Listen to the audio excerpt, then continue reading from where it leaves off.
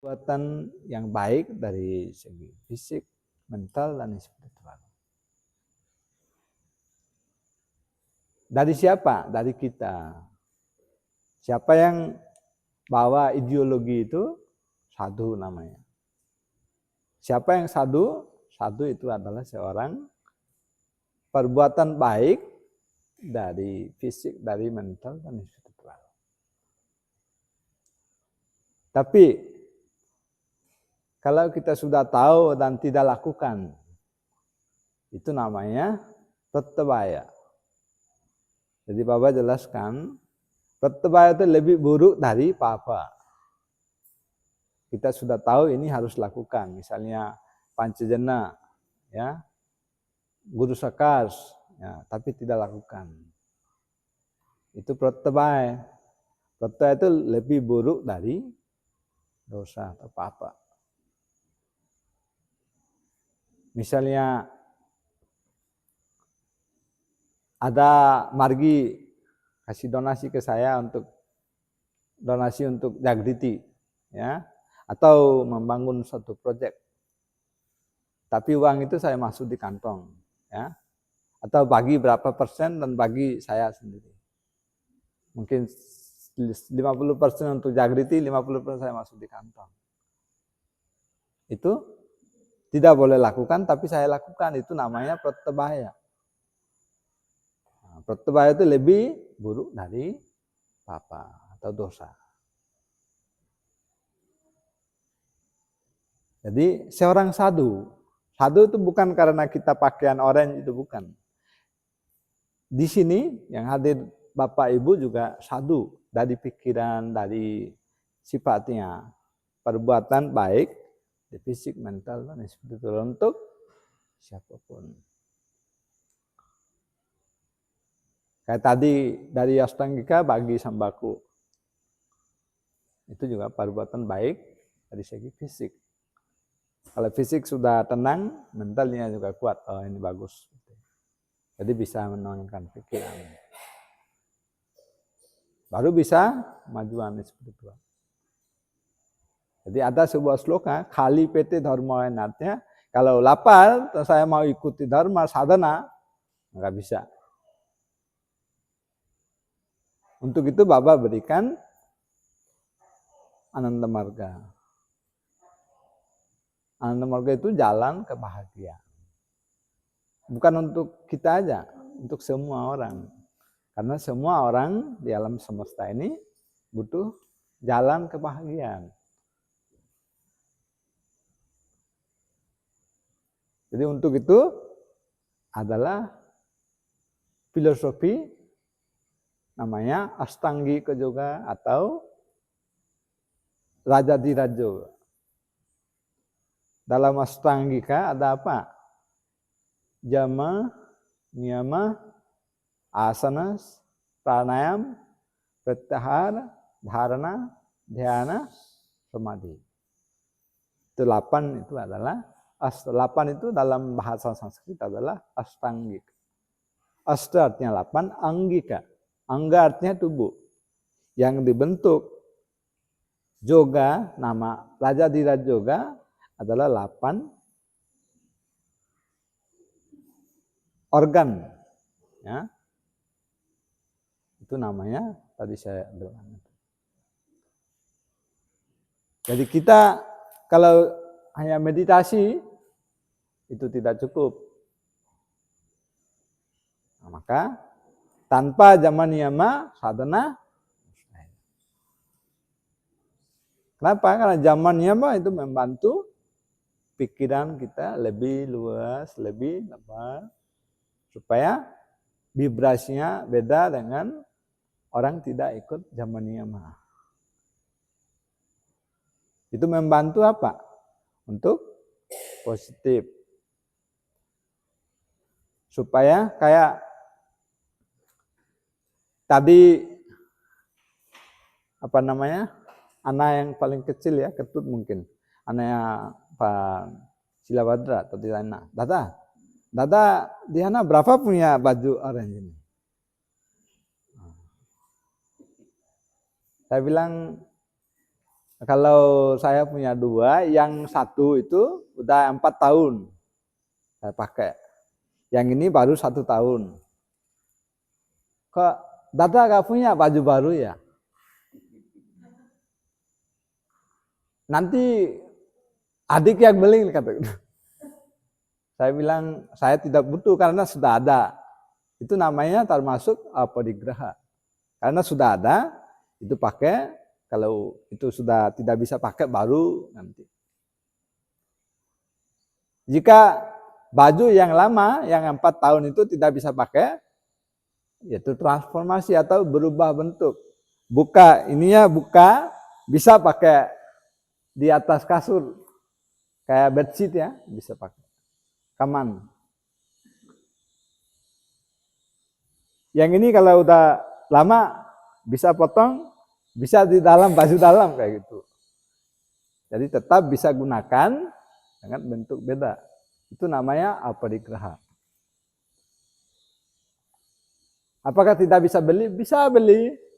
Ada margi yang mau sumbang, Dada, ulang tahun Baba, saya mau sumbang 1 ini untuk Dada. Saya bilang, ya terima kasih, tapi tahun depan ya, bukan tahun ini. Karena tahun ini sudah ada. Itu contohnya apadigraha.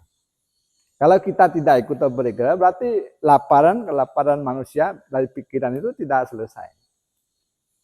Terus cari. Maka di sana bentuk orang kaya, orang miskin. Yang bisa cari uang, kumpulin banyak uang, eksploitasi dari orang yang miskin. Jadi di sana masyarakat kena kayak gitu. Jadi di India juga seperti itu, 80% dan 20%. 20% orang yang kaya yang pegang, 80% modal semua. Dari dari uang, emas, tanah semua. Yang 20% aset itu pegang dari 80% orang. Itu sudah tidak seimbang, itu namanya eksploitasi. Untuk itu Bapak berikan raut. Jadi hidup kita juga harus ada contoh keseimbangan hidup. Maka Acarya harus ikut puasa setiap bulan itu berapa kali? 4 kali, supaya tidak ada rasa terus harus makan setiap hari kayak gitu. Dan makan pun ada menu ya. Tidak boleh lebih dari 4 menu. Tidak boleh lebih dari 4 kali setiap hari. Kenapa? Supaya kita bisa adaptasi dengan apadigraha, dengan zaman niyama. Biar pikiran kita tidak selalu pikir untuk makan aja. Ya. Kadang-kadang ada sisa makanan, ada kan rasakan. Kalau ada sisa makanan bisa bawa pulang, bisa bungkus. Nah, itu artinya ada keinginan biar besok bisa makan. Nah, Acarya, ya kita seperti itu harus ikuti zaman niyama. Namanya di mana itu dimasuk niyama adalah santosa. Ya sudah makan sudah selesai, besok gak usah pikir, gak usah bungkus. Santosa. Kalau tidak ada santosa berarti cari lagi. Pak Arvinda ini bungkus saya bawa besok biar bisa makan. Nah, walaupun butuh, kita ikut santosa artinya pikiran sudah mencukupi apa yang sudah makan kayak gitu. Itu kenapa berikan? Karena supaya kita dari pikiran, dari kebutuhan fisik, mental kita sudah puas, baru dari segi spiritual bisa kembangkan pikiran. Jadi memang Astanggika itu, Astanggi juga atau Raja Tira juga itu membantu apa? Membantu kontrol pikiran dan bisa memberikan contoh kepada masyarakat. Ya. Jadi ada sebuah cerita ya, itu cerita bukan dari Bapak tapi hampir sama dengan cerita itu. Ada satu ashram di India, dekat sungai dan ada kebun raya. Jadi ashram itu cantik. Dan di sana ada berapa anak asuh, anak panti asuhan, mereka tinggal. Tapi guru itu memberikan pelajaran setiap saat meditasi. Ada saran untuk anak-anak bangun pagi setelah meditasi, berikan saran. Hari ini kamu ikut ini kayak gitu. Dari satu saat itu ada satu cerita, setelah meditasi guru itu memberikan penjelasan, kamu di sini dan berikan pelayanan kepada masyarakat. Bagaimana cara kamu tidak punya apa-apa? Terus mereka bingung, bagaimana saya tidak punya apa-apa, berikan apa untuk masyarakat? Jadi guru itu cerita, kamu tahu nggak ada di kebun kita ada pohon mangga? Ya, tahu. Jadi pohon mangga itu pernah makan mangga sendiri? Buah itu bisa makan? Enggak pernah. Itu untuk kita. Kamu tahu nggak ada sungai Gangga atau ada sungai yang lain-lain? Sungai itu terus mengalir air, tapi sungai nggak pernah minum air sendiri itu. Nah, baru mereka paham. Berarti kalau kita memberikan sesuatu kepada masyarakat, kalau ada kan gampang berikan, ya, untuk pelayanan. Misalnya ada yang kasih donasi 5 juta, saya donasi untuk ashram 2 juta itu gampang. Atau 4 juta gampang. Karena sudah ada yang kasih. Tapi tidak ada yang kasih, tetap ada inginan membantu orang miskin. Nah, itu namanya sadhu atau pelayanan. Nah, seperti itu tadi kita lakukan, membagi sembako. Dan Ashtangika, ya, semakin lama semakin maju. Dan tahun depan lebih besar lagi. Kuenya juga lebih besar, ya, harus lebih besar biar bisa bagi sama semua orang siapa yang datang. Demikian dari sini kita belajar, ya. Sebelum berikan pelajaran atau pelayanan kepada masyarakat, cobalah contoh sendiri, belajar sendiri, dan rajin ikut zaman yama meditasi, ya. Kalau di sini sekarang tugasnya Ibu Maya, mungkin pasti ada pengumuman di grup, ayo silakan sumbangkan, siapa yang mau sumbang untuk sembako. Tahun depan nggak usah pengumuman, tanpa diketahui, bawa sendiri-sendiri bagi sembako kayak gitu, sesuai kemampuan.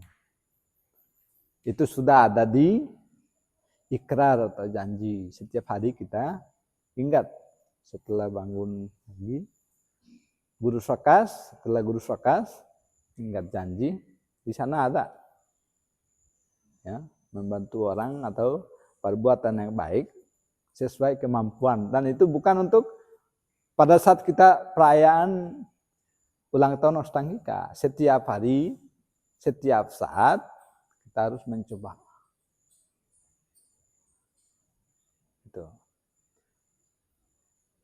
Itu yang bantu spiritual kita. Karena tujuan kita atau mantra untuk hari ini itu adalah Atma Mokshatang Jagat Hitayaca. Yang pelayanan itu adalah Jagat Hitayaca, dan Jagat Hitayaca itu bantu untuk Atma Mokshatang, ya, self liberation, atau kita biar bisa lepas semua ikatan dari dunia ini dan bisa mencapai tujuan. Untuk itu Tuhan atau Tarak Brahma datang ke sini. Itu cara untuk Sangstapana Dharma. Itu proses. Bukan Tuhan berikan berarti sudah jadi, enggak. Kita harus lakukan sesuatu. Ya. Demikian, namaskar. Terima kasih.